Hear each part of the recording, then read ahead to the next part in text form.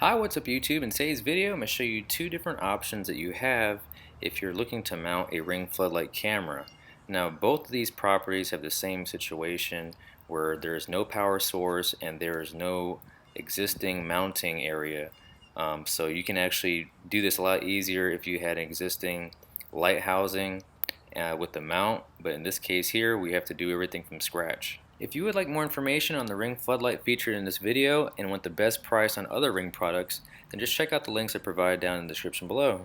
This video today is actually in response to several questions I've had by a lot of my viewers in regards to a different video I made back in January, which is right over here in the upper left hand corner. I think it was titled something like Ring Floodlight Camera Security Camera with no pre-wired floodlight setup. So if you want to check out that video, you can just check out the description below and it'll take you exactly to that video. So the first and most common way to mount a ring floodlight camera is to mount it to a wall. So it might be some stucco or some brick, and the second way is to actually mount it on the underside of your soffit. You'll see on the bottom part of where the fascia is at, you'll see this vented area. You can actually mount it underneath there. So here are a few photos from start to finish of how I got my ring floodlight camera mounted to my wall above my garage. So the very first step for me was to center exactly where I would like the ring floodlight to be placed at, and then I obviously needed a way to get through the other side of the wall, so I actually had to use a masonry bit to go through the wall, and then I went ahead and used a wood hole saw to go through the back part of the wall. Here's what it looks like where I drilled that hole through the wood using the hole saw.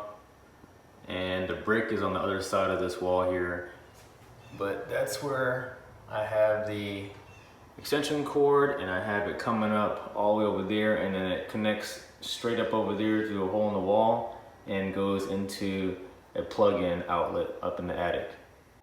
Then I use some mounting hardware to get the ring floodlight mount onto the brick, and I use some caulking to go around the back side, even though it already has a nice gasket around it, so it provides some more seal to prevent water and moisture from getting behind the ring floodlight camera.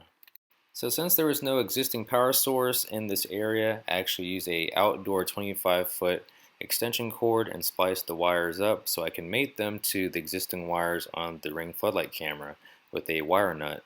So the green wire is your ground, and the black is your hot, and the white is your neutral. After everything was all wired up properly, I basically ran the wires through a hole through the drywall in the ceiling and went into the attic to a power source. And that's how I have everything powered for the setup. And now for the second option, which is mounting it underneath the soffit. So before you even mount it, it's a good idea if you have a power source to go and power the ring camera up and kind of see exactly where you want this thing to be positioned at, and to see what kind of point of view that you desire. So we found the perfect spot here, which is pretty much in the middle of the house, which gave us the best view. So we basically did the same kind of setup where we just mounted it with some extra wood and some mounting hardware to get it underneath the soffit, and then we used the same kind of 25-foot extension cord to mount to a power source plug into the attic. Before you do any drilling or cutting into the soffit, you want to make sure you dry fit the ring floodlight mount first to make sure that once you actually have it mounted up with the camera, you have enough clearance all the way around. One of the many benefits of having your ring floodlight camera mounted to the middle part of your soffit underneath your roof is the fact that it will protect it from all the elements of the weather. So if you're going to have any rain, snow, or bright sunlight, it will actually protect your ring floodlight device from all those elements. So one of the issues that I had whenever I was setting up my ring floodlight camera was the floodlight camera was so far in the front of the house that I lost Wi-Fi range. So since I had a very poor signal, I couldn't get the camera to connect to the internet. So I actually had to buy this Wi-Fi extender, which I highly recommend. I provided a link down in the description below. If you click down there, it'll take you to exactly where I bought this one from. It's about 20 bucks, and it's made by TP-Link. It's a really easy setup. My actual router is way over here. I'll show you real quick. It's right here. And then I have my floodlight cam in the front of my home, way up in the front where the garage is at. So the best thing to do is to use this Wi-Fi extender, and you want to put it in between your router and then the device you want to use. So All you have to do is just basically just stick it into an outlet just like this. And then it has all these indicator lights right here to show that your wireless is connected, the signal strength and everything else. After you plug it in and set everything up, it's really easy to figure out how strong your signal is.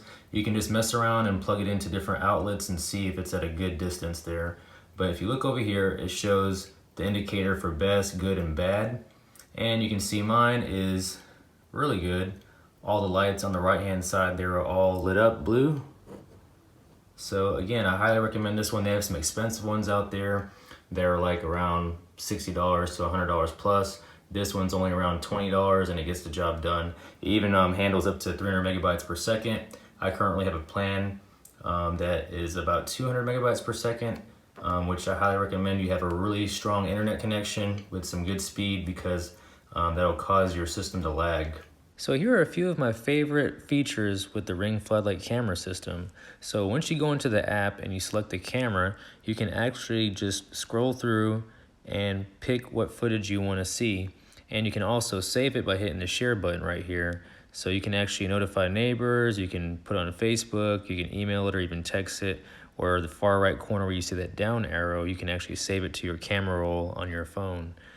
Another great feature is you can actually zoom in to a video, either it could be saved or even a live stream. So for instance, there's a cat walking by here. If this was a live video, you can actually turn it to the side and you can actually zoom in to an object that you might be trying to look at. So you can also go into the distance here. Let me see if I can give you an example. So there's a cat maybe about 15 feet down in my driveway, and you can actually zoom into it just like that.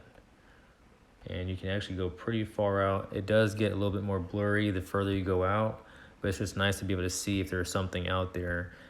It's definitely not high quality resolution the further you go out, but this driveway is definitely like well over 40 feet long, so it does a great job for what it is. Let me get out of this. And again, the good thing about having the Ring Floodlight camera like behind the roofing is that it protects it from the water, so it doesn't get all distorted or anything like that. But it is made for the outdoors, so you don't have to worry about it getting wet and getting damaged. It is actually designed to be out in the weather and in the elements. So again, you can zoom in to different areas if you'd like. You can also link the cameras to other cameras that you have in your ecosystem. Another great thing is you can go in here and filter out what you want to see. So if you want to pick out a video, you can go off of motion, starred, saved items. You can go into live view, double click that, and it'll actually show you live footage of what's going on right now. So within this system, you can also listen to what's going on by clicking on that right corner button there that has a speaker, or you can turn it off. You can also do two-way talk where you push the green button on the left side and you can actually talk to the other person. All right, let me get out of this and go back into the live view. Now in regards to the brightness of the floodlight itself, it is very bright, especially 30 to 60 feet out. You can see how it really illuminates the whole front yard and the driveway. You can actually manually turn it off on the side where you see that little light button. You just tap on it. It'll actually automatically come on based on your settings for the distance.